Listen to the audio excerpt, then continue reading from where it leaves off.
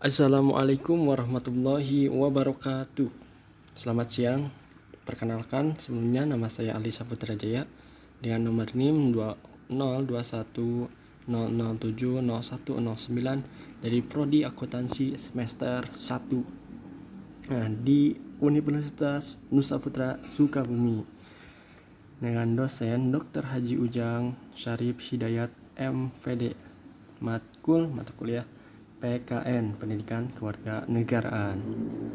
Nah, pada kesempatan kali ini saya akan mempresentasikan materi dari Bapak dosen Dr. Haji Ujang Syarif Hidayat MPD mengenai materi kewarganegaraan yang saya akan bawakan. Kewarganegaraan. Mohon maaf agak sedikit jaringannya agak kurang ya. Nah, kewarganegaraan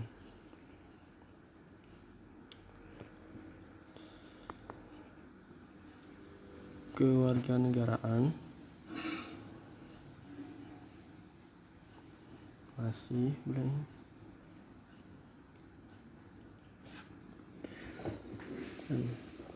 Tujuan pembelajaran. Setelah mempelajari bagian ini, Anda diharapkan telah mampu menjelaskan konsep dasar kewarganegaraan. Definisi warganegara 1. Menurut Kamus Besar Bahasa Indonesia KBBI, warga negara adalah penduduk sebuah negara atau bangsa berdasarkan keturunan, tempat kelahiran, dan sebagainya yang mempunyai kewajiban dan hak penuh sebagai seorang warga dari negara itu.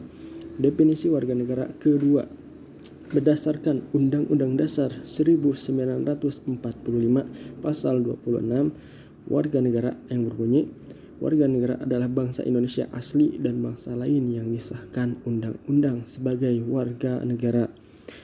Asas kewarganegaraan diatur dalam Undang-Undang Nomor 12 Tahun 2006 yang terbagi menjadi dua, yaitu 1. Asas kewarganegaraan umum, 2. Asas kewarganegaraan khusus.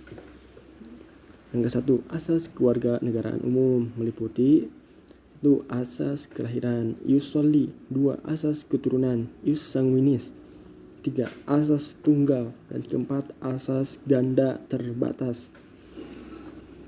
Penjelasannya, asas kelahiran.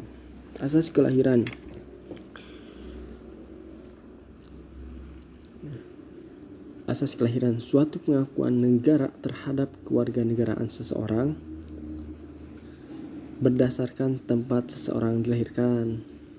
Misalkan kita lahir di Indonesia, orang tua kita orang luar negeri, bisa mengambil asas kelahiran, menganut asas kelahiran untuk menjadi kewarganegaraan Indonesia. 2. Asas keturunan, mengakui kewarganegaraan seseorang dari kewarganegaraan orang tua kandungnya.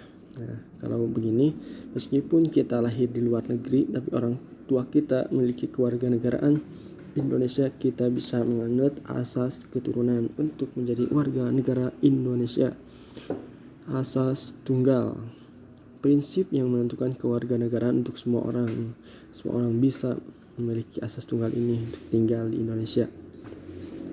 Asas ganda terbatas, prinsip yang menentukan kewarganegaraan ganda bagi anak-anak sesuai ketentuan yang diatur undang-undang. Udah ada peraturannya ya di dalam undang-undang. 2. Asas kewarganegaraan khusus. 1. Kepentingan nasional. 2. Perlindungan maksimum. 3. Persamaan dalam hukum dan pemerintahan. 4. Kebenaran substantif. 5. Non-diskriminatif. 6. Pengakuan dan penghormatan terhadap hak asasi manusia HAM. 7. Keterbukaan. 8. Publisitas. Lanjut ke status kewarganegaraan. Status kewarganegaraan yang pertama, apatrid, seseorang yang tidak memiliki status kewarganegaraan disebabkan karena negara tersebut menganut sistem ius sanguinis atau sistem keturunan. susun keturunan ius sanguinis.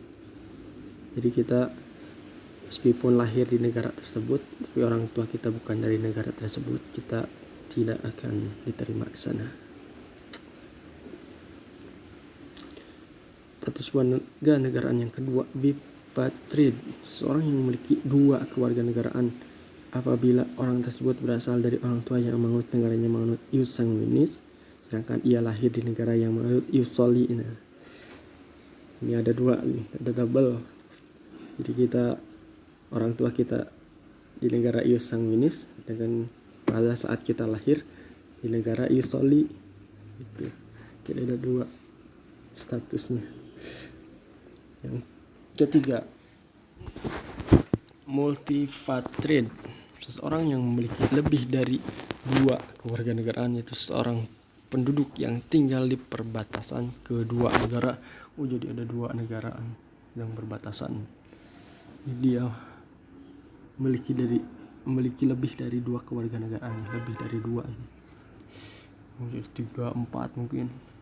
Jadi disebut multipatried statusnya. Ya. Yang daftar pustaka mungkin sudah materi untuk sekarang. Kurang lebihnya mohon maaf. Terima kasih juga kepada Pak dosen Dr. Haji Ujang Sarif Hidayat MPD yang telah memberikan materi yang cukup mengesankan ini. Mungkin cukup sekian dari saya.